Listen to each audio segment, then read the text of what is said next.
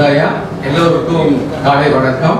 என்னை மிகவும் அருமையாக இந்த நிகழ்ச்சியில் அறிமுகம் செய்த டாக்டர் மனோர் அவர்களுக்கு மிகவும் நன்றி. திருநெல்வேலிக்கு அல்வா, தாகத்திற்கு தாமிரபரணி, படிப்புக்கு பாளையங்கோட்டை, பணகருப்பட்டிக்கு உடன்குடி என்னும் பிறகு என்னால இப்படி இருக்கேன் அப்படின்னு கொஞ்சம் தமிழ் ஆகிய பலவித பெருமைகளை சேர்ந்த இந்த சேவைக்கு முதலாக வர்றேன். எனக்கு 57 வயசு. ஃபர்ஸ்ட் டைம் வர திருநெல்வேலிக்கு. ரொம்ப ரொம்ப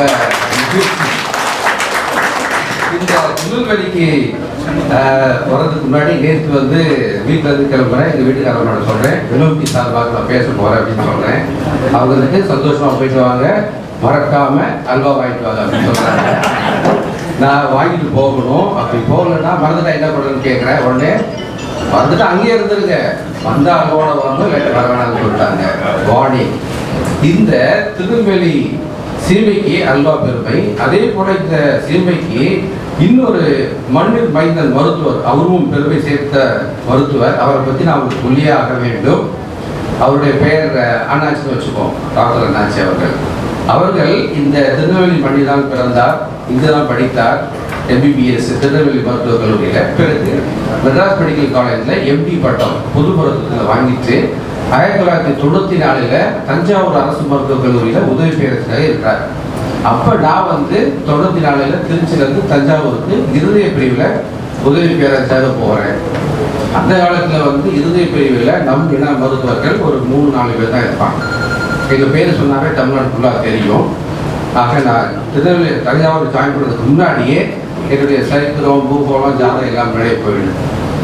நான் போன முதல் நாளே ஜாயின் பண்ண ஃபர்ஸ்ட் டேவே அண்ணாச்சி வராரு.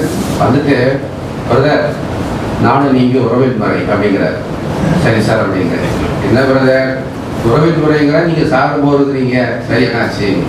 அவர் எனக்கு 6 வயது மூத்தவர். அண்ணாச்சின்னு கூப்பிட்றேன். அண்ணாச்சி ரொம்ப ஜாலியாக இருப்பார், எல்லாத்துக்கும் ரொம்ப ஈஸியாக பழகுவார்.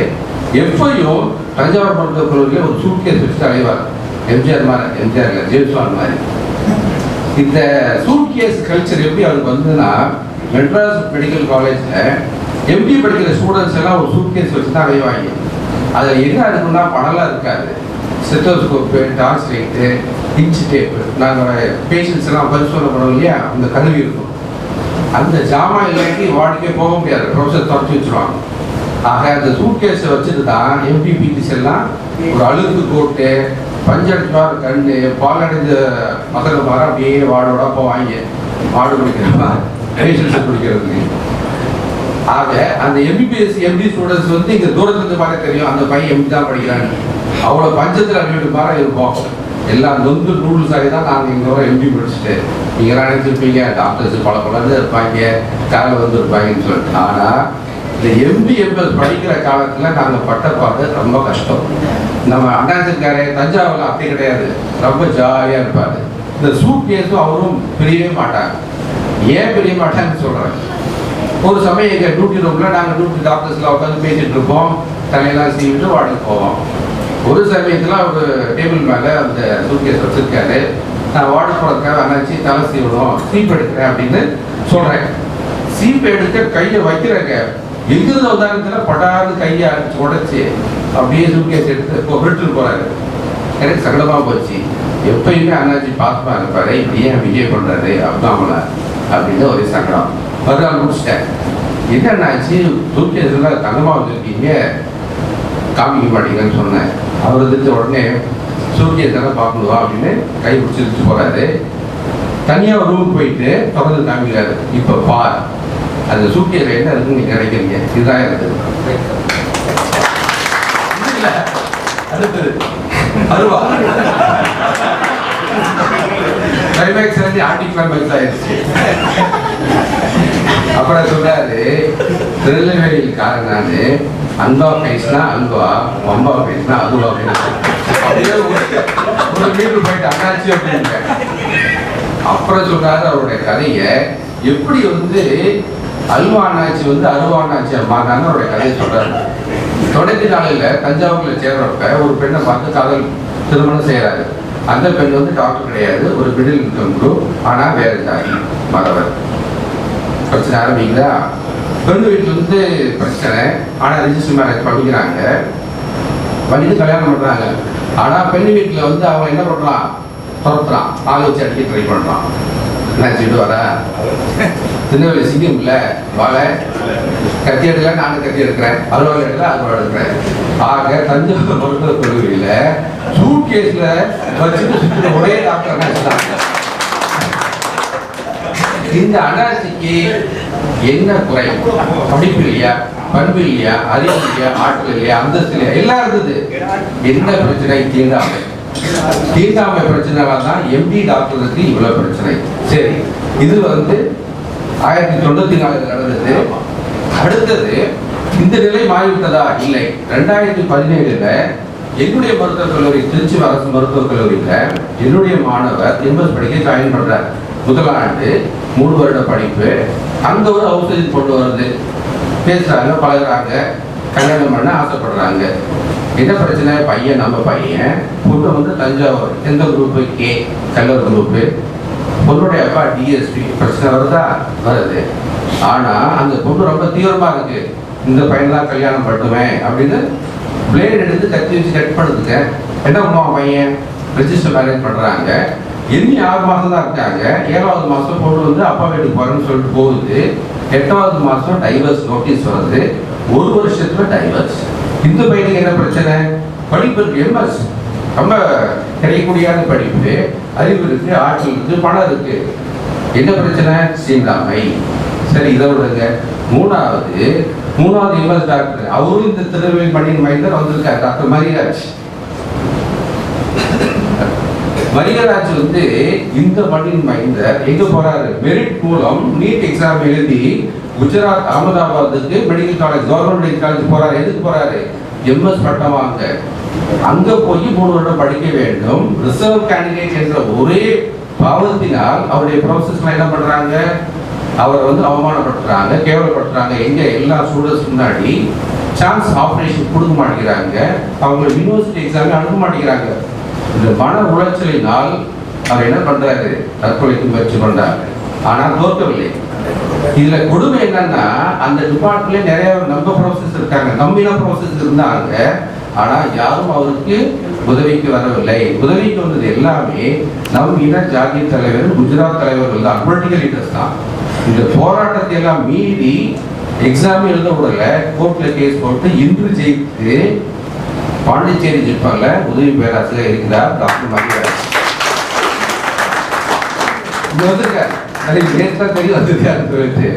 ஆக இந்த போராட்டம் இவரு எதிர்த்து போராட்டம் டாக்டர் மரியராஜ் வாங்க.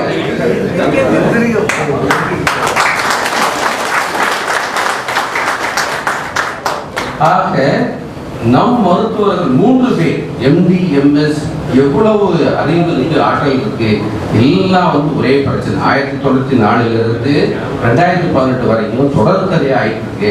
இது நம்மளுக்கு தேவையா? தேவையில்லை. சரி, நீங்க கேட்கலாம், டாக்டர் மட்டும் தான் இருக்கா தீண்டாமை? ஐஎஸ் ஆஃபீஸர் இருக்கா? இருக்கு. யார் இவர்? இவர் வந்து சீனியர் மோஸ்ட் ஐஎஸ் ஆஃபீஸர் தமிழ்நாட்டில், ஜெகன்மோகன் சிங் ராஜு என்பவர். இன்னைக்கு என்ன ஸ்டேஜ் இதுல இருக்காரு? அடிஷனல் சீஃப் செக்ரட்டரி, தலைமைச் செயலாளர் பதவியில் இருக்காரு. 35 வருஷம் சர்வீஸ், சிபிஐ ஐஎஸ் ஆஃபீஸர், தாழ்த்தப்பட்டவர். இவர் எங்க இருக்காரு? இவர் வந்து சென்ட்ரல் கவர்மெண்ட்ல அடிஷனல் செக்ரட்டரி போஸ்டுக்கு ப்ரொமோஷன் லிஸ்ட்ல இருக்காரு. ஆனா அந்த லிஸ்ட்ல வந்து போறதுக்கு முன்னாடி சென்ட்ரல் விஜிலன்ஸ் கமிஷன்ல இருந்து கிளியரன்ஸ் வரணும். வரமாட்டேங்குது. ஏன்? அங்க ஒரு லவா இருக்காரு, கொடுக்க மாட்டேங்கிறாரு. ஏன்? இவருக்கு 3 வருஷத்துக்கு முன்னாடி ராஜு மேல ஒரு மொட்டை பெட்டிஷன், அந்த மொட்டை பெட்டிஷன் வந்து என்கொயரி கமிஷனா முடிஞ்சிருச்சு, கிளியர் பண்ணிட்டாங்க. ஆனா அவா கொடுக்க மாட்டேங்கிறா, அவருக்கு ப்ரொமோஷன் கிடையாது. ஆக இவருக்கும் இதே தீண்டாமை பிரச்சனை தான். ஸோ அடுத்தது தீண்டாமை பிரச்சனை உச்சக்கட்டம் என்னன்னு அதை பார்ப்போம். அடுத்தது சென்ட்ரல் கவர்மெண்ட்ல 89 செக்ரட்டரி போஸ்ட். 89 செக்ரட்டரி போஸ்ட் என்ன? ஒவ்வொரு துறையிலும் மினிஸ்டருக்கு அடுத்த பவர்ஃபுல் போஸ்ட் வந்து senior most IAS officer, secretary level officers. இந்த செக்ரட்டரி லெவல் ஆஃபீஸர்ஸ் ஒரு நினைச்சா ஒரு திட்டத்தை செயல்படுத்த முடியும். ஒரே கையெழுத்தினால் முடியல, வேணாம் அப்படின்னா ஒரே கொத்தி போட்டு குப்பையில் போட்டலாம். இப்போ உதாரணத்துக்கு நம்மளுடைய மினிஸ்டர் எடுத்துங்க, ஆதி திராவிட வெல்ஃபேர் டிபார்ட்மெண்ட் 2018 20 கோடி நம்ம மாணவர்களுக்கு ஒதுக்குறாங்கன்னு வச்சுக்கோங்க. ஸ்காலர்ஷிப்புக்கு 20 கோடி ஒதுக்குறாங்க. இந்த ஐஏஎஸ் ஆஃபீஸர் நினைத்தால் என்ன பண்ணுவார் அவரு, ஒரே லெட்டர்ல இந்த 20 கோடியும் எஸ்சி எஸ்டி மாணவர்களுக்கு, தகுதியுள்ள மாணவர்களுக்கு ஏப்ரல் மாதத்திற்குள் கொடுக்க வேண்டும் அப்படின்னு ஒரு லெட்டர். அது கீழே ஒரே ஒரு லைன் சேர்ப்பார், மே மாதம் கொடுத்தவுடன் காம்ப்ளைண்ட் லெட்டர் கொடுத்துட்டீங்களா இல்லையா அப்படின்னு எனக்கு அதுவும் தெரிவிக்க வேண்டும் அப்படின்னு ஒரு கையெழுத்து மூலமாக ஏப்ரல் மாதம் 20 கோடியும் அவரால் கொடுக்க முடியும். ஆனால் அதே ஐஏஎஸ் ஆஃபீஸர் வேணாம் அப்படின்னு முடிவு பண்ணாங்க, என்ன பண்ணுவாரு, 2016, 17, 10 கோடி தேங்கி நிற்குது. ஏன் தேங்கி நிற்குது அவங்களுக்கு தான் தெரியும். நம்ம ஸ்டூடெண்ட்ஸ் எல்லாம் எவ்வளோ ஸ்காலர்ஷிப் கிடைக்க கஷ்டப்படுறாங்க. அப்படி லேட்டாக வரும், தலைமையாக கையில் போட மாட்டாரு, அப்புறம் கலெக்டர் ஆஃபீஸில் பியூன் வந்து உள்ளே விட மாட்டான். ஒவ்வொரு வருஷமும் நிறைய ஸ்காலர்ஷிப் அமௌண்ட் திருப்பி எடுக்கிறாங்க. இவர் என்ன போயிட்டு 2014 20 கோடி இருக்கு சார், 2017 இன்னொரு 10 கோடி இருக்கு அப்படின்னு முடிச்சுட்டு போவார். அந்த ஆல்ரெடி 20 கோடி தேங்கி நிற்குது, இந்த 20 கோடி சேர்ந்து 40 கோடி சார், வேணாம் சார், வேற டிபார்ட்மெண்ட் தள்ளி விட்டுருவோம் அப்படின்னு ஒரே போடா போட்டுருவார். இதுதான் நடக்குது. ஆக இவ்வளவு அதிகாரமிக்க செக்ரட்டரி 89 பேர்ல ஒரே ஒரு எஸ்சி ஆஃபீஸர், 3 எஸ்டி ஆஃபீஸர். அப்படா பார்த்துங்க, தீண்டாமை உச்சக்கல்வி சென்ட்ரல் கவர்மெண்ட்ல. ரைட். அடுத்தது ஐஏஎஸ் ஆஃபீஸருக்கு தான் இருக்கு. இவங்க யாரு, MLA doctor Sridevi, doctor sitting MLA Andhra Pradesh வந்து ஒய்எஸ்ஆர் காங்கிரஸ்ல சிட்டிங் எம்எல்ஏ. இப்போ வந்து சமீபத்தில் விநாயகர் சதுர்த்தி நடந்தது இல்லையா, ஒரு ஃபங்க்ஷன் போயிட்டு வர்றாங்க, சில பேர் கூப்பிடுறாங்க, மேடம் வாங்க பந்தலுக்கு வாங்க அப்படின்னு போறாங்க. கோயில் பந்தலுக்கு உள்ளதான் போனாங்க, உடனே எல்லாம் சொன்னாங்க தீட்டாகி போச்சுது. அவங்க ஜாதி பேர் சொல்லி திட்டுறாங்க. உடனே வழி இல்லாம எஸ்சி எஸ்டி கமிஷனுக்கு போறாங்க. தேவையில்லாத இது எம்எல்ஏ எம்பிக்கு இருக்கா இருக்கு. 2 வாரத்துக்கு முன்னாடி கர்நாடகா எம்பி நாராயணசாமி அவர் வந்து கிராமத்துக்குள்ளே விட மாட்டாங்க, தும்கூர் மாவட்டத்தில் இருந்தா இல்லையா. ஆக எம்பிக்கு தப்ப மாட்டாங்க, எம்பிக்கு தப்ப மாட்டாங்க என்பது இது உதாரணம். அடுத்தது இவர் யாரு, மாஞ்சி, பீகார் முதலமைச்சர். 3 வருஷத்துக்கு முன்னாடி சிட்டிங் முதலமைச்சர் பதவியில் இருந்தார். அவர் எங்க போனாரு, கோயிலுக்கு போனாரு. எங்க சாமி கூட தான் போனாரு. போயிட்டு வெளியே வந்த உடனே கோயிலை போட்டு வாஷ் பண்ணான், தண்ணி போட்டு கழுவுறான். அப்புறம் அவர் புலம்புறார், சரி கேட்டு எனக்கே இந்த நிலைமை அப்படின்னு சொல்லிட்டு. ஆக தாழ்த்தப்பட்ட மக்கள் ரிசர்வேஷன் என்ற மூலமாக டாக்டர் ஆகலாம், இன்ஜினியர் ஆகலாம், முதலமைச்சர் ஆகலாம், குடியரசுத் தலைவர் ஆகலாம். நம்ம நாட்டில் 2 தாழ்த்தப்பட்ட இனத்தவர் குடியரசுத் தலைவர் ஆனாங்க. இப்போ குடியரசுத் தலைவர் என்ன பாடுபடுறாங்க நம்மளுக்கு தெரியும். இதுக்கு முன்னாடி KR நாராயணன் இருந்தார், ஃபைனஸ்ட் ஆஃபீஸர். அவர் வந்து இந்தியன் ஃபாரின் சர்வீஸ் ஆஃபீஸர், அம்பாசிடரா இருந்தாரு, வைஸ் பிரசிடண்டா இருந்தாரு. அதுக்கப்புறம் குடியரசுத் தலைவர் ஆனார். எல்லாம் குவாலிஃபிகேஷனால. ஆனா இவங்க என்ன சொன்னாங்க, எல்லா பத்திரிகை என்ன இருந்தாங்க, ஃபர்ஸ்ட் தலித் பிரசிடென்ட். அப்புறம் என்ன சொன்னாங்க, நாங்கள் ஒரு தலித்தை பிரசிடண்ட் ஆக்கிக்கிறோம், மகிழ்கிறோம் அப்படிங்காங்க. நம்ம என்ன கேட்கிறோம், அவரை ஃபர்ஸ்ட் ஏன் தலித் ஆக்கினீர்கள்? பதில் கிடையாது.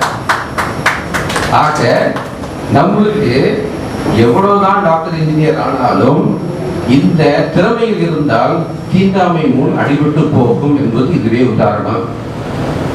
ஸோ உங்களுக்கு படிப்பு இருக்கலாம், பதவி இருக்கலாம், அந்தஸ்து இருக்கலாம், ஆனால் தீண்டாமை முன் உங்கள் திறமைகள் எல்லாம் தோற்று போய்விடும். ஆக இதுல வந்து நிறைய மக்கள், ஏன் நம்ம மக்கள் என்ன நிறைய பேர் சொல்றாங்க, படிச்சவங்க, டாக்டர் சார் உங்களுக்கு தீண்டாமை இருக்காது சார், ஆனால் யார் சார் ஜாதி பார்க்குறாங்க அப்படின்னு சொல்றாங்க. இவ்வளவு வந்து நான் உதாரணம் எடுத்து சொல்லிட்டேன். நம்ம மக்கள் எப்படி சொல்றாங்க, எப்போ அவங்களுக்கு வந்து அடி வாங்குறாங்களோ, எப்போ அவங்க ஜாதி பேரை சொல்லி திட்டுறப்பையோ ப்ரொமோஷன் வந்து கொடுக்காம இருக்கிற பட்சத்துல தான் அவங்களுக்கு வந்து உரைக்குது. அது வரைக்கும் அவங்களுக்கு ஜாதி ப்ராப்ளம் தெரிய மாட்டேங்குது. தீண்டாமை என்ற வேறுபாடும் இதுக்கு 2த்துக்குமே வேறுபாடு எங்க இருக்குன்னு அவங்களுக்கு தெரிய மாட்டேங்குது. இந்த வரலாறு வந்து டாக்டர் ராஜவர்தன் அவர்கள் ரொம்ப அழகா படம் எடுத்தாரு. இதை பத்தி நான் மேலே சொல்ல விரும்பவில்லை. ஆனா ஒண்ணு மட்டும் சொல்றேன். நெக்ஸ்ட் இந்த படத்தை பார்த்தீங்கன்னா நம்ம 4 மதம் இருக்கு, இந்து மதம் இருக்கு, கிறிஸ்டியன், முஸ்லிம்ஸ் எல்லாமே இருக்காங்க. இந்த கோடு அதான் சமத்துவ கோடு. அந்த சமத்துவ கோடுல வந்து இந்துக்கள், முஸ்லிம்கள், கிறிஸ்டியன்ஸ்கள் எல்லாமே வந்து சரிசமமாக பாதிக்கப்படுகிறார்கள். ஆனால் அந்த அந்த கோட்டுக்கு கீழே நம்பர் இருக்கும், கோட்டு கீழே இருக்கும். அதாவது சமத்துவ கோட்டுக்கும் கீழே இருக்கான். நம்மளை வந்து அடிமையாக ஆண்டாண்டுக்காக வச்சிருக்கான். இதுல ஜாதி வேறுபாடு என்ன, தீண்டாமை வேறுபாடு என்ன நம்மளுக்கு சரியா புரியணும். இந்த சதுர்வர்ணம் கட்டமைப்பில் ஒருவன் மட்டும் படிக்கலாம், ஒருவன் மட்டும் வேதம் சொல்லலாம், ஒருவன் மட்டும் பூஜை செய்யலாம், ஒருவன் மட்டும் ராஜா பக்கத்திலே ராஜகுருவா இருக்கலாம், ஒருவன் மட்டும் ராஜாட்ட பூஜா தோக்கலாம், ஒருவன் மட்டும் ராஜாட்ட இல்லாத போனான்னு சொல்லி ராஜாவை மெண்டல் ஆக்கலாம் இல்லையா? கடைசி ஒருத்தர் வந்து படிக்கக்கூடாது, நீ என்ன பண்ணணும், போய் ஏறுண்டு தண்ணி பாய்ச்சி ஆடு மெய் மாடு மெய் பண்ணி மெய் அப்படின்னு சொல்றாங்க இல்லையா? யாரு பண்ணி மெய்ன்னு ஒரு பண்ணி சொல்றான், அதை நம்ம கேட்டுட்டு இருக்கோம் ஆயிரக்கணக்கான வருஷமா. ஆக இந்த படிநிலை வந்து இப்படி இருக்கு. இந்த படிநிலையில் சமத்துவம் கிடையாது, சகோதரத்துவம் கிடையாது, பதிவு கிடையாது, கருணை கிடையாது, மனிதநேயமே கிடையாது. ஆக நம்ம வந்து இதெல்லாம் சொல்லிட்டு தெரியாம தாழ்த்தப்பட்ட இந்துக்கள் அப்படின்னு உட்கார்ந்துட்டு இருக்கோம். இதுல சாதி வேறுபாடு எப்படின்னா, நீங்க ஃபர்ஸ்ட் கிளாஸ்ல போயிட்டு இருக்காரு பாருங்க பிராமணர், அவர் ஃபர்ஸ்ட் கிளாஸ்ல போயிட்டு இருக்காரு, 3வது கிளாஸ்ல வந்து வயசுல இருக்காரு. சாதாரணமாக பிராமணர் என்பவர் 2வது இருக்காங்க ரெட்டியார் முதலியார், அவர்கிட்ட வந்து சாதாரண வீட்டுக்கு போக மாட்டார், சாப்பிட மாட்டார், கல்யாணம் பண்ண மாட்டார். அதே மாதிரி 2ஆம் கிளாஸ்ல இருக்கிற ரெட்டியாரும் 3ஆம் கிளாஸ் இருக்கிற வண்டியை ரெட்டியோ போய் சாப்பிட மாட்டார், கல்யாணம் பண்ண மாட்டார். இந்த வேறுபாடு ஜாதி. அவங்கள்ட்ட போய் தோலை கை போட்டுவாங்க, வாணியமாக வச்சுக்குவாங்க. வேறுபாடு பாகுபாடு பார்க்குறாங்க. அவனா வந்து பேசிக்குவாங்க, நல்லா ஜம்முன்னு இருப்பாங்க. ஆனால் நம்மளை பார்த்துட்டு அங்கேயே இது அப்படின்னு சொல்லுவான். அவங்க வந்து 1ஆம் கிளாஸ்ல இருந்து 2ஆம் கிளாஸ் 3ஆம் கிளாஸ் பார்த்து என்ன சொல்லுவான், வாங்கோனா அப்படிங்கிறான். உங்களை பார்த்து என்ன சொல்றான், வராத அபிஷ்டு அப்படிங்கிறான். அவங்கள பார்த்து என்ன சொல்றான், நன்னாரே பேசாரு, பொண்ணி பார்த்து நாசமா போ அப்படிங்கிறான். சொல்றா இல்லையா? அதே மாதிரி அவனை போய் ஆச்சாரங்கிறான், நம்மளை பார்த்து அவச்சாரங்கிறான். ஆக அவன் வந்து இந்த பிராமணர்கள் வந்து திட்டத்தகாதவர்களை ஒரு வெறுப்பாக பார்க்கிறான். பார்த்தாவே தீற்று, பார்த்தாவே அதுவும் ஏன் மனநோய். அதைத்தான் அம்பேத்கர் அவர்கள் டிசீஸ் ஆஃப் மைண்ட் அப்படின்னு சொன்னார். மன ரீதியான நோய் அவனை எப்படி திருத்த முடியும்? இப்ப சிகரெட் பிடிச்சி நுரையீரலில் வந்து கெட்டு போச்சு அப்படின்னு வர்றாங்க, நாங்கள் என்ன பண்ணுறோம், அதை தூக்கி போட்டு லங் டிரான்ஸ்பிளான்ட், அப்புறம் பிடிச்சிட்டு ஈரல் கெட்டு போச்சு அப்படின்னு வர்றாங்க, அதை தூக்கி போட்டு லிவர் டிரான்ஸ்பிளான்ட் வச்சிடறோம். அப்புறம் கிட்னி கெட்டு போச்சு மக்கள் வர்றாங்கல்ல, எப்போ வர்றாங்க, சிட்டுக்குருவி வைக்கும், தங்க பசுமம் கிலோ கணக்காக சாப்பிட்றாங்க இல்லையா வேறுபட்ட விஷயத்துக்கு, அதுக்கு வர்றாங்க. அதுக்கும் அதை தூக்கி போட்டு ரீனல் டிரான்ஸ்பிளான்ட்னு வச்சு விட்றோம். ஆனால் இந்த தீண்டாமை பார்க்கும் மனநோய்க்காரனுக்கு ஒன்றுமே கிடையாது. நீங்கள் பிரைன் டிரான்ஸ்பிளான்ட் பண்ணாலும் அவன் மாற போகிறது கிடையாது.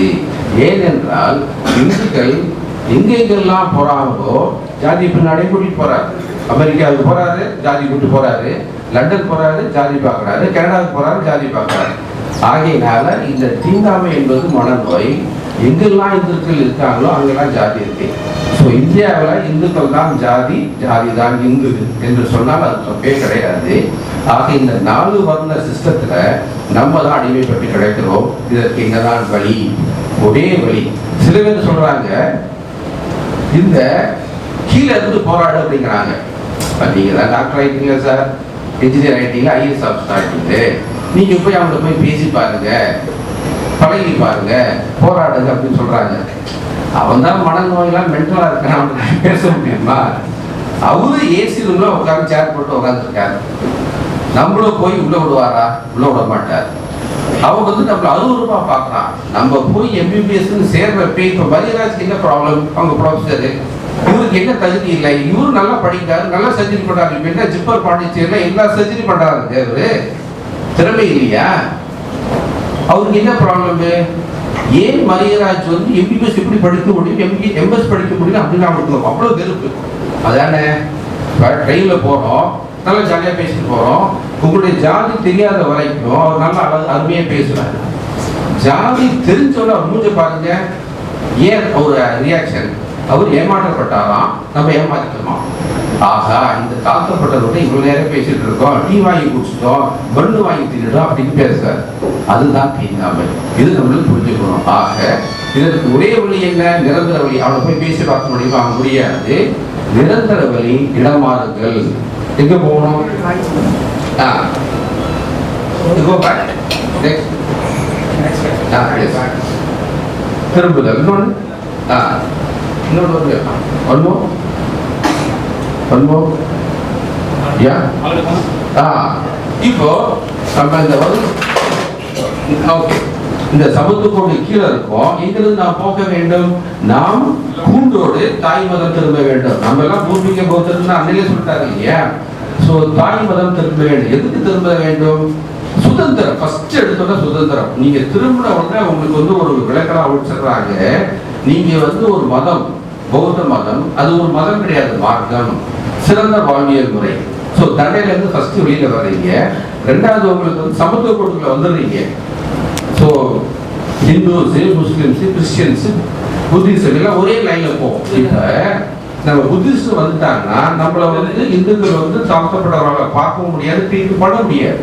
இப்ப என்ன நடக்குது? ஒரு கிராமத்துல 100 வீடு இருக்குன்னு வச்சுக்கல, இந்துக்கள் வீடு 80 வீடு, நம்முடைய தாழ்த்தப்பட்ட மக்கள் வீடு 15, அதுல 5 முஸ்லீம் வீடு இருக்குன்னு வச்சுக்கோங்க. இந்த தாழ்த்தப்பட்டவர்கள் 15 வீடு இருந்தாலும் அவ என்ன சொல்றான்? 80 பேரு எங்க தெருவுக்குள்ள வராத, குளத்துல தண்ணி எடுக்காத, வீட்டை கொடுத்துறான். யாரு கண்டுக்கிறா? பேப்பர்ல வருதா? வரல. இங்க உங்க இந்துக்குள்ள சண்டை போட்டுக்கிறீங்க, உங்க பங்காளி பிரச்சனைப்பா அப்படின்னு சொல்றாங்க இல்லையா? ஆனா அதே இந்துக்கள் அந்த 5 முஸ்லீம் வீடுல கை வைக்க முடியுமா? முடியாது. அலகாபாத்ல இருந்து முஸ்லீம் வருவாரு, காஷ்மீர்ல இருந்து முஸ்லீம் வருவாரு, நாகப்பட்டினத்துல இருந்து முஸ்லீம் வருவாரு. ஒரு கல்ல போட்டீங்கன்னா அவர் கையை வெட்டிடுவாரா இல்லையா? அதே போலதான் நாம் பௌத்தராக மாறினால் அது ஒரு மத பிரச்சனையாக மாறிவிடும். அதை நம்ம புரிஞ்சுக்கணும். ஸோ நம்ம ரெண்டாவது 20% இந்து மதத்தில் உட்கார்ந்து கொண்டு தாழ்த்தப்பட்ட இந்துக்கள் என்று சொல்லிக்கொண்டு அவங்களுடைய பர்சன்டேஜ் 80% ஏற்றி வச்சிருக்கோம். நம்ம 20% கொத்தாக வெளியே வந்தோம் என்றால் மைனாரிட்டிஸ்ல நம்ம தான் மெஜாரிட்டி. கிறிஸ்டியன்ஸ், முஸ்லிம்ஸ், சிக்ஸ், புத்திஸ்ட்ல நம்ம 20% போயிடுவோம். ஆக நம்பர்ஸ்க்காக வெளியே வரணும், சந்தோஷத்துக்காக நாம் வெளியே வேண்டும். ஒரே வழி, நிரந்தர வழி, தாய் மதம் திரும்ப வேண்டும். மதம் மாற்றம் என்பதை விட தாய் மதம் திரும்புவதுதான் சரியான வார்த்தை.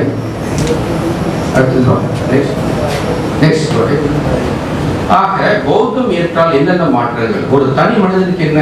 சுதந்திரம், குடும்பத்திற்கு மகிழ்ச்சி, குழந்தைகளுக்கு எதிர்காலம், சமுதாயத்துக்கு ஒரு பெரிய மாற்றம். ஆக இவ்வளவு பலன் இருக்க மதத்திற்கு நாம் ஏன் மதம் மாறக்கூடாது? உடனடியாக மாற வேண்டும் என்பதே உண்மை. என்னுடைய சொந்த அனுபவங்கள் சொல்றேன். நான் என்னுடைய வயசு 57 வயசு. 51 வயசு வரைக்கும் நான் அம்பேத்கர் அவர்களை படிக்கவில்லை. ரொம்ப வருத்தமாச்சு. அதுக்கப்புறம் தான் 2 வருஷம் கழிச்சு பௌத்தம் ஏற்றோம் குடும்பத்துடன். இன்னும் தீட்சை வாங்கவில்லை. ஏன்னா பசங்கள்லாம் என்ட்ரன்ஸ் எக்ஸாம் படிச்சுட்டு காலேஜ் படிச்சுட்டு வேலைக்காக படிச்சுட்டு இருக்காங்க. வெயிட் பண்ணுறோம். எல்லாம் சந்தோஷமாக தீட்சை எடுத்துக்கிறோம். ஆக என்னுடைய அனுபவங்களை நான் உங்கள்கிட்ட பயந்துக்கிறேன். பௌத்தம் ஏற்றிருப்போம் என்னென்ன மாற்றம் நம்மளுக்கு கிடைக்குது அப்படின்னு. நெக்ஸ்ட் ஃபர்ஸ்ட் முதல்ல என்ன? எங்க பூஜை அறையிலிருந்து ஆரம்பிக்குது. இந்துக்களின் அடையாளமான சாமி படங்கள் எல்லாம் வெளியே போயிடுது. எங்க அம்மா கேட்டாங்க, என்னப்பா எல்லாம் சாமி எடுத்துட்டியா, உங்களுக்கு என்ன சாமி அப்படின்னு. எங்க மனைவி இருந்துட்டு, அம்மா நீங்க இருக்கீங்க எங்களுக்கு போதும் அப்படிங்கிறாங்க. அவங்க ஒரே சிரிக்கிறாங்க. ஆக இந்துக்களின் அடையாளங்கள் எல்லாமே வெளியே போயிடுச்சு. அது ஸ்டெப் நம்பர் 1. ஸ்டெப் நம்பர் 2 என்னன்னு கேட்டீங்கன்னா, நான் ஒரு சைனிக் பள்ளி மிலிட்டரி ஸ்கூல்ல படித்தேன். அந்த ஸ்கூல்ல சனிக்கிழமை மட்டும்தான் கோயிலுக்கு போங்க அப்படின்னு 1 hour பர்மிஷன். அந்த பழக்கம் 51 வயசு வரைக்கும் இருந்தது. ஒவ்வொரு சனிக்கிழமையும் 6 மணிக்கு நான் டாங்கு கோயிலுக்கு போயிடுவேன். இப்ப நினைச்சு பார்க்கறேன், எதுக்காக கோயிலுக்கு போனேன்? மகிழ்ச்சி இருந்ததா, சந்தோஷம் இருந்ததா, நிம்மதி இருந்தாலும் பார்த்தா இல்லவே இல்லை. நம்ம கோயிலுக்கு போறப்ப 6 மணிக்கு போறோம். அந்த என்ட்ரன்ஸ்ல என்ன இருக்கு? தர்ம தரிசனம், கட்டண தரிசனம். அங்கேயே சமத்துவம் கிடையாது. அதுக்கப்புறம் உள்ளுக்கு போறோம். வரிசையில் நிக்கிற சாமியை பார்க்க ஒருத்தர் குண்டா பக்கத்தில் விட்டு ஒரே ஒரு இடி இடிப்பாரு. இவரு இங்க ஒருத்தர் ஒரே இடி இடிப்பாரு. இடிராஜாக்கள் ஃபர்ஸ்ட். அப்புறம் சேர்ந்து கொடுப்பா பெண்கள் சேர்ந்து போய் ஓராம அடிக்கிறான்னா அங்க இடிராணி, இங்க இடிராஜா, அங்க இடிராணி. அப்புறமேல குருக்கள் வருவாரு. நீ காசு போட்டாதான் உனக்கு உங்களை கையில இல்லாட்டி இப்படி அப்படி விட்டு அறிவாரு இல்லையா? 5 ரூபா கொடுத்தா உனக்கு எலுமிச்சம்பழம், 10 ரூபா கொடுத்தா ரோஜா பூ, 50 ரூபா கொடுத்தா ரோஜா மாலை, 500 ரூபா கொடுத்தீங்க என்ன கிடைக்கும்? சாமியோட கையை உடச்சு விட்டுருவாங்க. பரவாயில்லையா? அப்புறம் 1000 ரூபாய் கொடுத்தீங்கன்னு வச்சுக்கோங்க, சட்டை எதுக்கோ வாங்க உங்களை தூக்கி உள்ள வச்சிருவாரு. அப்புறம் சிலையை எடுத்து அட்டை போட்டுவாரு. நடந்தது காஞ்சிபுரத்துல ராஜப்பா என்ற குருக்கள் கைது, சிலை திருட்டினால் நடந்தது. நடந்தது. ஆக கோயில் என்பது ஒரு பள்ளிக்கூடமாக இருக்க வேண்டும், பள்ளிக்கூடம் வந்து கோயிலாக இருக்க வேண்டும். இதெல்லாம் நம்மளுக்கு கிடைக்கல. சந்தோஷம் இல்லை, மகிழ்ச்சியும் கிடையாது, நிம்மதியும் கிடைக்கல. இப்ப எனக்கு எங்க நிம்மதி கிடைக்கும்னா இந்த குழந்தைகள் வந்து என்னுடைய பிளாட்ஸ், பக்கத்து பிளாட்ஸ் வாட்ச்மேன் குழந்தைகள் மணிகண்டன், நிஷாந்தி. ஒவ்வொரு சனிக்கிழமையும் இந்த பிள்ளைகளுக்கு நாங்கள் தீங்க வாங்கி கொடுப்போம், பேசுவோம், பழகுவோம். நான் ஏதாச்சும் பயம் சொல்லிக் கொடுப்பேன், ஸ்டோரி சொல்லி கொடுப்பேன்.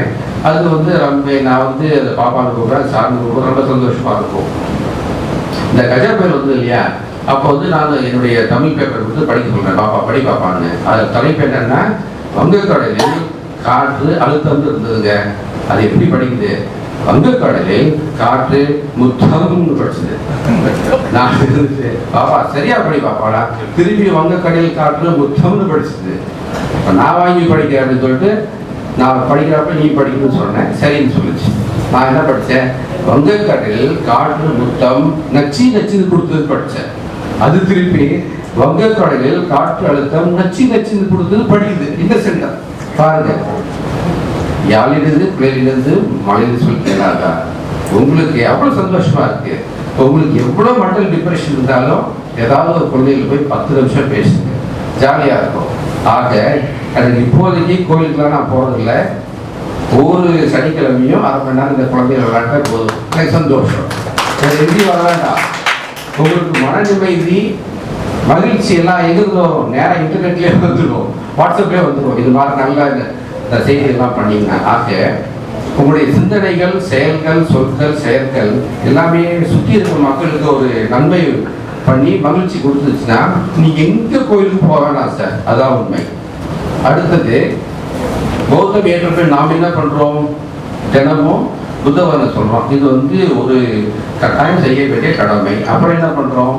ஒவ்வொரு மாதமும் புத்த பூர்ணிமை அன்று குடும்பத்தோடு ஒன்றாக இணைகிறோம், மகிழ்ச்சியாக இருக்கிறோம். அப்புறம் என்ன பண்றோம்?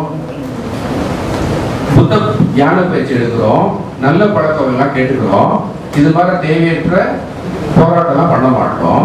அப்புறம் பகவான் புத்தர் காட்டிய பாதை பகுத்தறிவு பாதை, இயற்கையான பாதை, கருணை காட்டும் பாதை. ஒரு மார்க்கத்தை நாம் ஏற்றுக்கொள்வோம். அப்புறம் பஞ்சசீல கொள்கைகள். என்ன பஞ்சசீல கொள்கை? திருட மாட்டோம், பொய் சொல்ல மாட்டோம், மதுருந்த மாட்டோம், காமலில் ஈடுபட மாட்டோம். இது எல்லாமே ஒரு வாழ்வியல் முறை தானே. பௌத்தம் என்பது ஒரு ரிலீஜனை விடுங்க, மதமே கிடையாது, ஒரு சிறந்த நெறி. moral progress independent of God. நான் எங்கேயோ படித்தேன், புத்திசத்தை வந்து ஒரே ஒரு லைன் எழுதணும் அப்படின்னு சொன்னீங்கன்னா இதுதான் moral progress independent of God. இது ஒரு மதம் மட்டும்தான் கடவுள் இல்லை என்று சொல்லுது. அருமையான மதம். அடுத்தது நம்ம பௌத்தம் ஏற்றவுடன் என்ன நம்மளுக்கு வருது?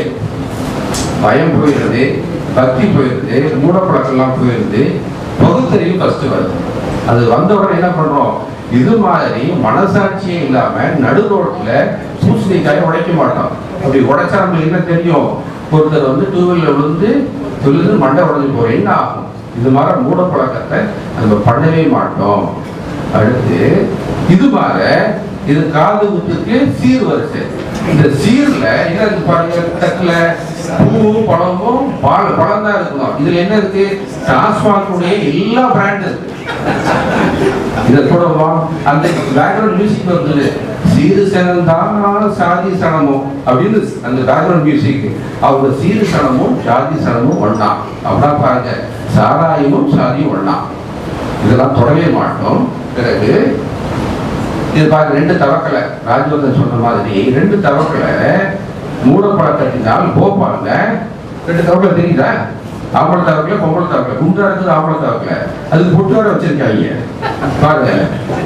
2 மாசத்துக்கு முன்னாடி மழை வேணும்னு சொல்லிட்டு 2 தவறுகளுக்கு கல்யாணம் பண்ணாங்க. இப்போ வந்து மழை கொட்டுது, அதை பிடிச்சி டைவர்ஸ் பண்ணிவிட்டாரு.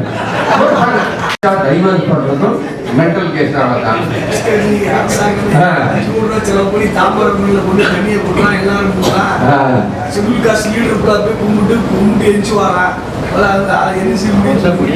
என்ன பண்றது? மூட பழக்கம். அடுத்தது என்ன பண்ண மாட்டோம்?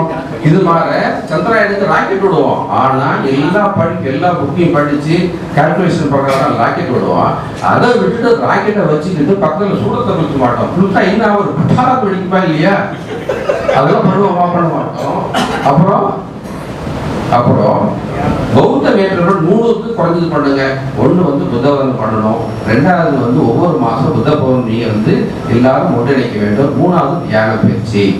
பௌத்தரால் தோற்றுவிக்கப்பட்ட விபாசனா 2500 ஆண்டுகளுக்கு முன்னே புத்தரால் நிறுவனப்பட்ட விபாசனா. இந்த விபாசனாவின் பயன் என்னன்னு இந்த அம்மனிட்ட கேட்கலாம். இவங்க வந்து இளநாயிர பெண்மணி, இவங்க வந்து இஸ்ரேல் நாட்டு பெண்மணி. இவங்க வந்து என்ன எக்ஸ்பர்ட்னா சிறந்த ஆவணப்படம் எடுப்பாங்க. இஸ்ரேல் நாட்டுல இருந்து அமெரிக்கா போய் செட்டில் ஆயிட்டாங்க. ஒரு சமயம் அவங்களுக்கு வந்து ஒரே மென்டல் ப்ரெஷர். அதுக்கு என்ன பண்ணாங்க? நேபாளுக்கு போனாங்க. 3 மாசம் விபாசனா பயிற்சி எடுத்த பிறகு அவங்களுக்கு ஒரு பெரிய மாற்றம், சாந்தி, மகிழ்ச்சி எல்லாமே. உடனே அவங்க என்ன நினைச்சாங்க? ஆஹா, இந்த விபாசனா பயிற்சியை நம்ம உலகத்துக்கு எல்லா இடத்துக்கும் எடுத்து போகணும் அப்படின்னு ஒரு டாக்குமெண்ட்ரி எடுக்கிறாங்க. ஒரு ஃபேமஸ் டாக்குமெண்ட்ரி. எங்க வர்றாங்க? திஹார் ஜெயில். நம்ம நாட்டில் டெல்லியில வந்து திஹார் ஜெயில் இருக்கு இல்லையா? அங்க வந்து கடுமையான குற்றம் புரிந்த குற்றவாளிகள் தான் இருப்பாங்க, கொலை செஞ்ச குற்றவாளிகள். அவங்களுக்கு என்ன மன அழுத்தம் இருக்குன்னு அவங்களுக்கு தெரியும் இல்லையா? அவங்களுக்கு 1994 டாக்டர் கிரண் பேடி ஐஜிஆ இருக்கிறப்ப பிரசிடென்ட் ரிஃபார்ம்ஸ் அப்படின்னு ஒரு கொள்கை ஆரம்பிச்சாங்க. அப்போ வந்து இந்த குற்றவாளிகள்லாம் 3 மாசம் விபாசனா பயிற்சி கொடுத்தாங்க. கொடுத்த பிறகு அந்த குற்றவாளிகளுக்கு அவ்வளோ ஒரு மன அமைதி, சாந்தி, அவ்வளோ பிரயோஜனம் இருந்தது. அதனால இப்போதைக்கு தம்ம திஹார் அப்படின்னு சொல்லிட்டு அந்த திஹார் ஜெயில ஒரு ரிசர்ச்லேயே வச்சிருக்காங்க விபாசனா. ஆக இந்த விபாசனா டாக்குமெண்ட்ரி வெளியே வந்த உலகங்கள்லாம் வந்தப்போ ஒரே வரவேற்பு. அதனால இந்த விபாசனா பயிற்சி திஹார் ஜெயில இருந்து எங்க போகுது? அடுத்தது அமெரிக்கால அரிசோனா மாநிலத்துல டானல்சன் பிரிசன் அப்படின்னு ஒரு ஹை செக்யூரிட்டி பிரிசன். அந்த பிரிசன்ல வந்து மரண தண்டனை கைதிகள் மட்டும்தான் இருப்பாங்க. நாளைக்கு செத்து போறாங்க, ஹேங் பண்ண போறாங்க, எலக்ட்ரிக் சேர்ல வைக்க போறாங்க. அவங்களுக்கு மன அழுத்தத்துக்கு விபாசனா பயிற்சி கொடுக்குறாங்க. இங்க அந்த ஜெயில ஒரு பாகத்தை மாத்திட்டான் விபாசனா பயிற்சி கூடமாக. ஆக விபாசனா பயிற்சி நாம் அவசியம் முறையாக கற்றுக்கொள்ள வேண்டும். நம்ம பௌத்தம் ஏற்றது வந்து ஒரு மதம் மாற்றம், ஒரு சிறந்த வாழ்வியல் முறைதான். மனசுக்குள்ள எவ்வளவு அழுத்து இருந்தாலும் தூய்மை இருக்கும்.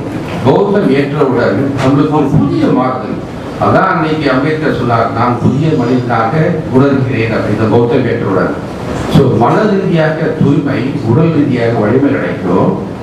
நீ எவ்வளவு அழுக்கு துணி போட்டாலும் வாஷிங் மிஷின்ல போட்டா வெளியா வரும். ஒரு அழுக்கு சட்டி எடுத்துக்கங்க, இல்ல துவைக்காத சட்டி எடுத்து போடுங்க வாஷிங் மிஷின்ல, வெளிவர பேனாகும் சுடர்மணி சட்டிகள் வருதா இல்லையா? அதே மாதிரிதான் பௌத்தமும். எவ்வளவு மனசுல அழுத்தம் இருந்தாலும் வெளியில புதிய மனிதனாக நாம் வருவோம். அடுத்தது நம் குழந்தைகளுக்கு என்ன பலன் அப்படின்னு கேட்டீங்கன்னா, நம் குழந்தைகள் தன் வாழ்க்கையை பயணத்தை எப்படி தொடங்கணும்? புத்தர் சொல்லிக் கொடுத்த அறம் சார்ந்த நெறி சார்ந்த வாழ்க்கையில் அவர்கள் வாழ்க்கையை தொடர வேண்டும். அவர்கள் மேல் தீண்டாமை என்னும் நிலையிலே படக்கூடாது. அதான் நம்முடைய குறிக்கோள். ஆக அவங்க சட்டி போடுறதுக்கு முன்னாடியே நாம் பௌத்தத்தை சொல்லித்தர வேண்டும். அவன் சட்டி போடாட்டி பரவாயில்ல, ஆனால் பௌத்தத்தை சொல்லிக் கொடுக்க, அதான் நம்முடைய குறிக்கோள். அடுத்தது நீங்க கேட்கலாம், சரி இவ்வளவு சொல்லிட்டீங்க டாக்டர், பொருளாதார ரீதியாக நம்மளுக்கு பயன் கிடைக்குமா அப்படின்னா கிடைக்கும். 2 வேர்ட்ஸ் முக்கியமா ஞாபகம் வச்சுக்கணும். ஒன்று எண்ணிக்கை, 2வது வந்து அங்கீகாரம். இப்போ நம்மெல்லாம் வந்து தாழ்த்தப்பட்ட இந்துக்கள் சொல்லிட்டு இந்துக்கள் 80% என்கிற நம்பர்ஸ்ல உட்கார்ந்துருக்கோம். அரசாங்கம் வந்து ஒவ்வொரு மதத்துக்கும் கலாச்சாரத்துக்காக பணம் நிறைய கொடுக்குறாங்க. இப்ப இந்துக்கள் 80% சொல்லிட்டு அவனுக்கு வந்து லட்ச லட்சமா பணம் கொடுக்குறாங்க. எதுக்கு? கும்பாபிஷேகத்துக்கும் பாலாபிஷேகத்துக்கும் தேனாபிஷேகத்துக்கும். நம்ம கோயிலுக்கே உள்ள விட மாட்டேங்கிறான். சோறே கிடையாது, ரேஷன் கடையில் ஒண்ணுமே கிடையாது. அந்த கும்பாபிஷேகம் தேனாபிஷேகம் பாலை தேவையா? நம்ம அப்படியே கொத்தாவளியில் வந்தோம்னா அந்த 20% மைனாரிட்டிஸ் நம்ம வாங்கிக்கலாம். அதனால எண்ணிக்கை ஃபர்ஸ்ட் கலந்து வெளியில வரணும். ரெண்டாவது, இது மட்டும் கிடையாது, பக்கத்தில் இருக்கிற பௌத்த நாடுகள், ஆசிய துணைக்கண்டில் இருக்கிற பௌத்த நாடுகள், வளர்ந்த நாடுகள், ஜப்பான், கொரியா, தாய்வான், அப்புறம் சைனா, இந்த பௌத்த நாடுகள் எல்லாமே அங்கீகரிக்கும். ஃபர்ஸ்ட் அங்கீகாரம் பொருளாதாரம் இங்கே போயிருக்கு இல்லையா? இப்ப தாய்வான் நாட்டில் வந்து நம்ம கேட்காமையே நிறைய பேருக்கு ஸ்காலர்ஷிப் கொடுக்குறாங்க. கௌதம் சார் எல்லாத்தையும் சொல்லுவார், எவ்வளவு பணம் நம்மளுக்கு வந்து பௌத்தம் ஏற்றம் அப்படின்னு கிடைக்குது அவர் சொல்லுவார் பாருங்க. ஆக நம்மளுக்கு வந்து ஃபர்ஸ்ட் பலம் கிடைக்குது, ரெண்டு அங்கீகாரம் கிடைக்குது. ஆசிய துணைக்கண்டமே நம்ம பக்கத்தில் இருக்கும். நம்ம பௌத்தம் ஒன்றாக ஏற்றால். அடுத்தது சிறுபான்மை. இப்போ நம்ம வந்து மைனாரிட்டிஸ் வந்து 20% அப்படியே வந்தோம்னு வச்சுக்கோங்களேன். இப்போ மைனாரிட்டி கமிஷன் உறுப்பினர் டாக்டர் சகோதரர் ராஜேந்திரன் இருக்காரு. அவர் என்ன சொல்றாரு, ஒவ்வொரு மாசமும் நான் மைனாரிட்டி கமிஷன் மீட்டிங் போறேன் சார். அங்க வந்து யாரு வந்திருக்கான்னு பாத்தீங்கன்னா கிறிஸ்டியன் ஃபாதர்ஸ் வந்திருக்காங்க, முஸ்லீம் குருமாதர் வந்திருக்காங்க. அவங்க என்ன கேட்கறாங்க, எங்களுடைய மதத்துக்கு எங்களுடைய மசூதி சர்ச் உடஞ்சி போச்சு, அதை ரீஸ்டோர் பண்ணணும், ஃபண்ட்ஸ் கொடுங்கன்னு கேட்கறாங்க. கொடுக்குறாங்க. நாங்க பள்ளிக்கூடம் திறக்கிறோம், நாங்க கல்லூரிக்கு ஆரம்பிக்கிறோம், எங்களுக்கு ஃபண்ட்ஸ் கொடுக்குறாங்க சிறுபான்மையினர். அதே இது நம்ம 20% இருந்து நம்ம கேட்கலாம் இல்லையா, பள்ளி கட்டணும், கல்லூரி கட்டணும், விஞ்ஞானம் கட்டணும் அப்படின்னு 20%.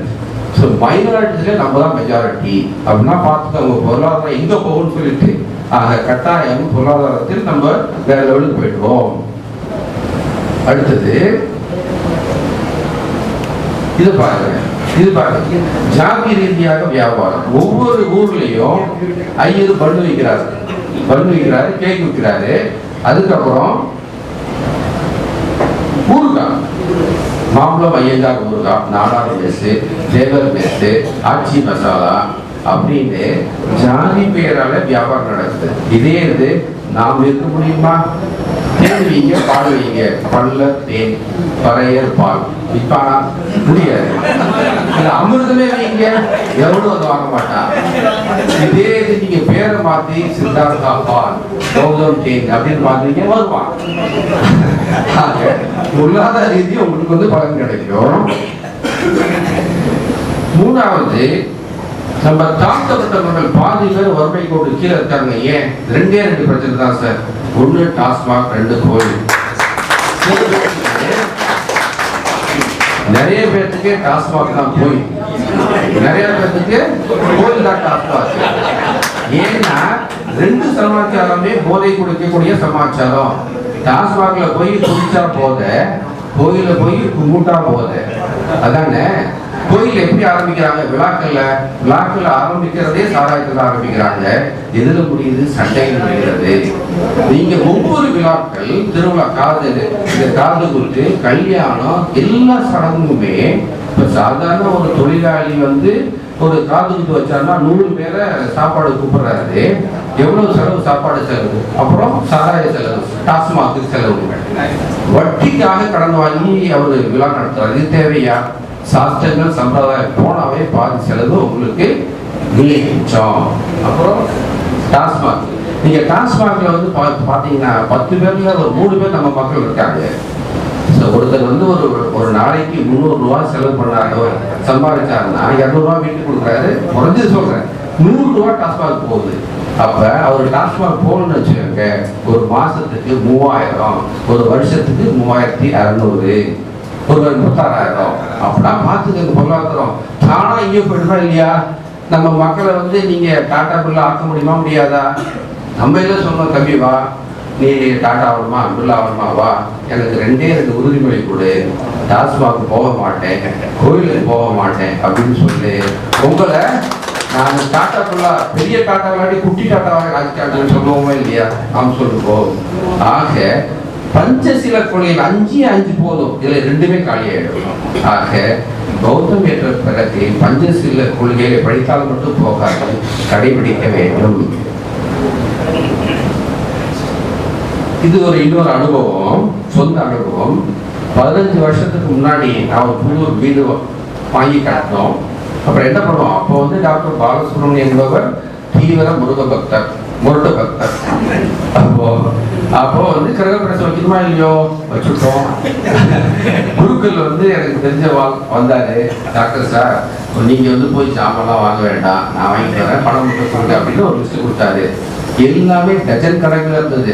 ஆரஞ்சு 2 டஜன், ஆப்பிள் 1 டஜன், குத்துவிளக்கு அரை டஜன்.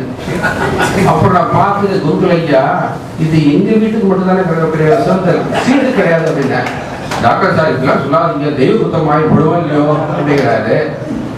பயமுத்தி வந்து பணத்தை கடந்து போயிட்டாரு.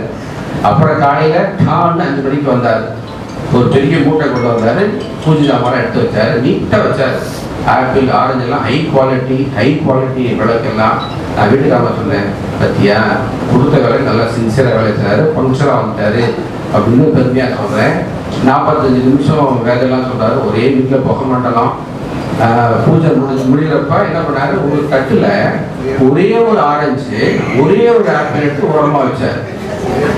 மீதி ஜாமான் அழகா எடுத்து பைப்ல நீட்டா அடிக்க வச்சாரு. நான் வீட்டுக்காரன் சொல்றேன், பாரு எவ்வளவு சின்சியரா பாக்குறாரு. அவருக்கு வந்து ஒரு தட்டு ஒரு ஆப்பிள் பத்தாது, இன்னும் 2 கொடு அப்படின்னு சொல்றேன். அவங்களும் சரி சரி தலையாட்டுறாங்க. பூஜை முடிச்சுட்டு வாங்க நாங்க போனோம். எனக்கு ஒரு சின்ன மாலை கொடுத்தாரு, அவங்க ஒரு சின்ன மாலை கொடுத்தாரு. போடுங்கோ அப்படின்னாரு, போட்டோம். சந்தோஷமா இருந்தது. இதாங்கோ பிரசாதம் அப்படின்னு. ஒரு தட்டு ஒரு ஆப்பிள் ஒரு ஆரஞ்சு தான் எங்களுக்கு பிரசாதமா. குரு எனக்கு ஒரே தலை சுத்தல. குருக்கள் உங்களுக்குன்னா சாமி அளவுக்கு பாருக்கும் அப்படின்னு ஒரு பெரிய மூட்டைங்க.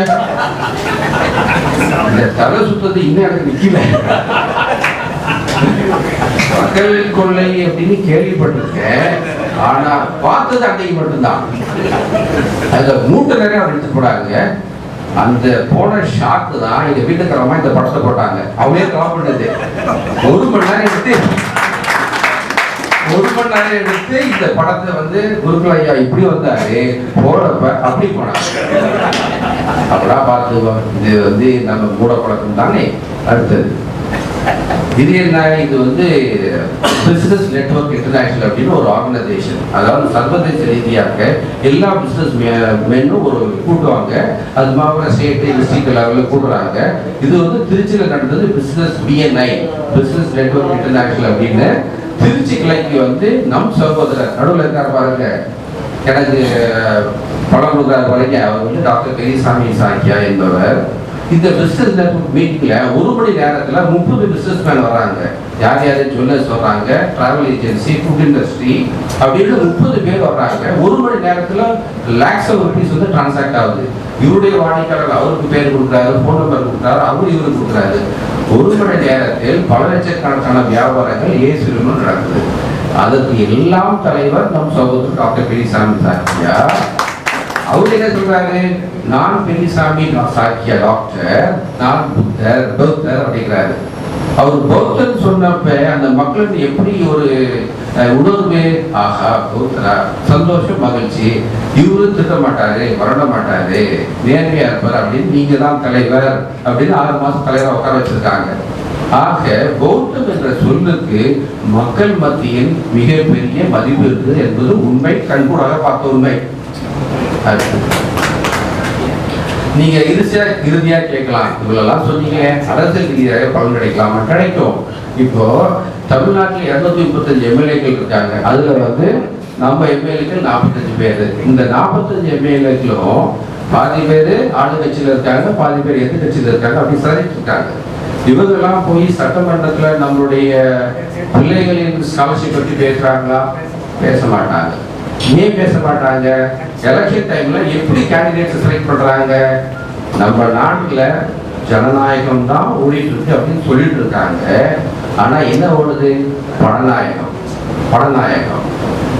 கேண்டிடேட்ஸை செலக்ட் பண்றப்ப எப்படி இது பண்றான்? ஒண்ணு பணபலம் இருக்கணும், இல்லாட்டி ஆள் பலம் இருக்கணும், இல்லாட்டி 3 ஜாதி பலம். இந்த 3 பலம் இருந்தா தான் கேண்டிடேட்டுக்கு சீட்டே கொடுக்குறாங்க. நம்ம தாழ்த்தப்பட்ட ரிசர்வ் சீட்டுக்கு அப்படித்தான். தாழ்த்தப்பட்ட ரிசர்வ் சீட் எப்படி ரிஜிஸ்டர் கொடுக்குறாங்க? நம்ம மக்கள்கிட்டயே பணக்காரங்க வாங்க, உங்களுக்கு சீட் வேணுமா சார் வாங்க, 5 லட்சம் செலவு பண்ண முடியுமா? முடியும். 3 லட்சம் வந்து சீட்டு கட்சிக்கு நிதி கொடுக்க, 8 லட்சம் முடியுமா? முடியும் சார், இந்தாங்க சீட்டு வச்சுங்க. அவர் பக்கத்தில் ஒருத்தர், சார் நான் 9 கொடுக்குறேன் சார்ன்றாரு, இன்னொருத்தர் நான் 10 கொடுக்குறேன்னு சொல்லுவார். இப்படி பேரம் நடக்குது. இந்த 10 லட்சம் கொடுக்குறவருக்கு தான் சீட்டே கொடுக்குறாங்க. ஆக இந்த 10 லட்சம் கொடுத்து ஒரு வேட்பாளர் எம்எல்ஏ ஆகி சட்டமன்றத்தில் போய் உட்கார்ந்தாருன்னா நம்முடைய பிள்ளைகள் ஸ்காலர்ஷிப்பு நம்முடைய நிறைவுகள் பேசுவாரா? எப்படி பேசுவார் சார்? 10 லட்சம் கொடுத்துருக்காருல்ல, அவரு போய் என்ன கேட்பாரு? எனக்கு கான்ட்ராக்ட் கொடு, எனக்கு போஸ்டிங் கொடு, அப்படிதானே கேட்கிறாரு. அதான் நடந்துட்டு இருக்கு. சரி, இதை விடுங்க. பார்லிமெண்ட்டுக்கு போங்க, எம்பிஸ், தாழ்த்தப்பட்ட மக்கள் நம்முடைய நிறைகுறைகளை பார்லிமெண்டத்தில் கேள்வி நேரத்தின் போது எத்தனை கேள்விகள் கேட்டிருக்கிறார்கள்? சுதந்திரம் கிடைச்சி 72 வருடம் ஆயிடுச்சு. இதுல நீங்க right to information act, RTI ஆக்ட்ல நீங்க கேட்டீங்கன்னா நம்மளுடைய தாழ்த்தப்பட்ட எம்பிக்கள் எத்தனை தடவை கேள்வி கேட்டிருக்காங்க அப்படின்னு நீங்க எடுத்து பார்த்தீங்கன்னா ஒரு சில மணி நேரம் தான். எத்தனை வருஷத்துல? 72 வருஷத்துல. அப்படின்னா பார்த்துக்கலாம் எவ்வளவு பரிதாபமான நிலை, அபாயகரமான நிலை. ஆக நம்முடைய எம்எல்ஏக்களும் எம்பிக்களும் சட்டமன்றத்திலும் பார்லிமெண்டத்திலும் கேள்வி கேட்க வாயை திறக்கிறது கிடையாது. எப்ப வாயை திறக்கிறாங்க? கொட்டாவி உணர்வு மட்டும்தான். அதுதான் உண்மை. ஆக இந்த நிலை மாற வேண்டும். மாறுமா? மாறும். எப்பொழுது இந்த 45 எம்எல்ஏக்களையும் 7 எம்பிக்களையும் ஒரே குடையில், பௌத்தம் என்ற ஒரே குடையில் நாம் பார்லிமெண்ட்டுக்கோ சட்டமன்றத்துக்கோ அனுப்பிட்டீங்கன்னா 45 எம்எல்ஏக்கள் அப்படின்னு நீங்க அனுப்பிட்டீங்கன்னா என்ன நடக்கும்? அங்க ஆளுங்கட்சி எம்எல்ஏக்கள் வருவாங்க, இங்க எதிர்கட்சி எம்எல்ஏக்கள் வருவாங்க. உங்களுக்கு அமைச்சரவையில் என்ன சீட்டு வேணுமோ தட்ட வச்சு நிற்பார். நம்ம கேட்டு போடலாம். அதுதான் அரசியல் பலம். ஓகே. ஆக கௌதம் ஏற்றினால் அரசியல் பலம், பண பலம், மன ரீதியாக தூய்மை, உடல் ரீதியாக வலிமை, பொருளாதார ரீதியாக வளர்ச்சி, அரசியல் ரீதியாக ஒரு பெரும் மாபெரும் பலமாக மாறுமோ என்பது எந்தவித சந்தேகமும் கிடையாது. ஆகவே தான் அண்ணல் அம்பேத்கர் அன்றே தன் இறுதி நாட்களில் தன் உதவியாளர் ஞானச்சந்திரம் மிகவும் உணர்ச்சி வசப்பட்டு கூறுகிறார். என்ன கூறுகிறார்? தாய் மதம் தோன்றிய பௌத்தம் தோன்றிய தாய் நாட்டில் பௌத்தத்தை மீட்டெடுக்க இந்த மக்கள் எந்தவித தியாகத்தையும் தயங்க மாட்டார்கள் என்று மிகவும் நம்பிக்கையாக கூறுகிறார். ஆகவே சகோதர சகோதரிகளே, வாருங்கள், ஒன்றாக இணைவோம், சிந்திப்போம், செயல்படுவோம், இழந்து போன பௌத்தத்தை மீட்டெடுப்போம். நன்றி, வணக்கம்.